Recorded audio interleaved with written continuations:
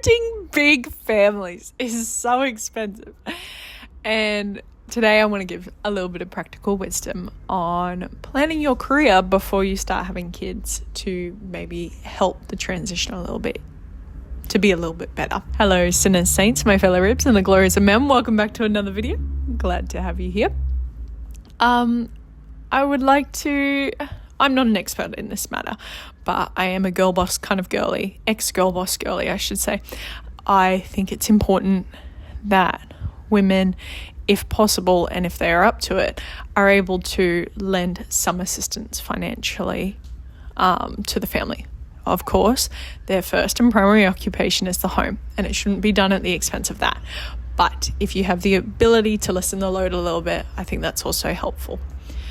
So I kind of want to quickly go through some of the steps that I took in my career before I had kids to kind of assist in that and help prepare the stage for knowing that a large family is the dream and goal. So I was a bit of a girl boss, wanted to go into film and television, wanted to work on set. If you know of anything of what working on set is like, it is not conducive to kids. It is a very tough place with extremely long hours, like easily 16-hour days. And it's often underpaid, overworked, very tough times. It takes away from your family a lot. And it wasn't until I realized, I got to travel internationally, stay with a family who was pretty much living the dream life, what I would consider to be the dream life. And while I was caretaking for their infant baby, she was pretty much a newborn actually, she was very, very young, and I got to see what the practical of this life that I aspired to live was actually like. And I realized, man, this actually kind of sucks. I don't actually really want this life because of how much it takes away from your family and just only being able to pour your exhausted self into your children. And so thankfully, due to COVID and a myriad of other factors, it kind of forced me to no longer be able to work on set for that brief time. So I moved more into a flexible kind of asynchronous working arrangements and kind of more skilled towards that area instead. And that involved me, because I love, I think it's important to, what's the scripture? Cast your bread upon the waters, like essentially diversify your investments where possible. So I was doing a little bit of work in this line here, a little bit of work here, a little bit of work here, on the side here, and pretty much, diversifying the incomes and my ability to create, to assist in finances. And a lot of that work was work from home, can be done at any time, just needs to be done by this particular deadline. And so I really started to focus on these areas.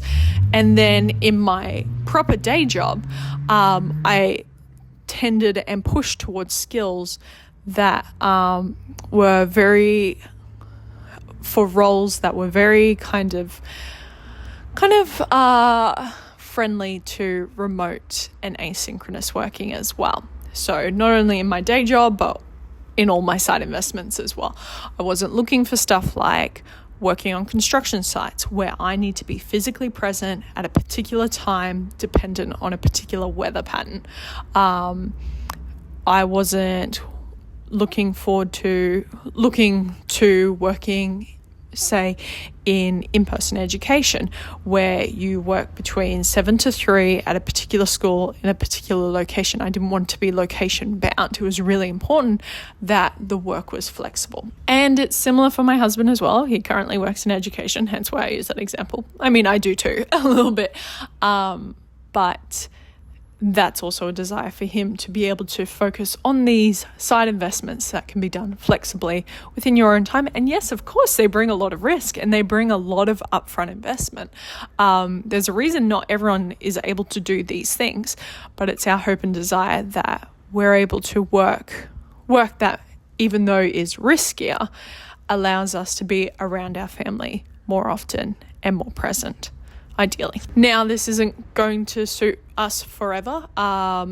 Big families are expensive. They require a lot of energy, investment. I know that there will be very soon a future which I will not be able to work during my son's naps, because I will have another son to deal with at the exact same time.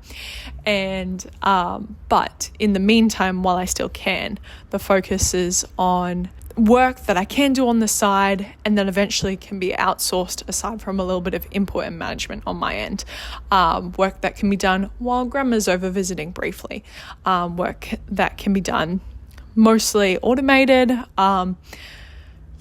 Just work that can be done not in your traditional 9 to 5. And so that's my encouragement.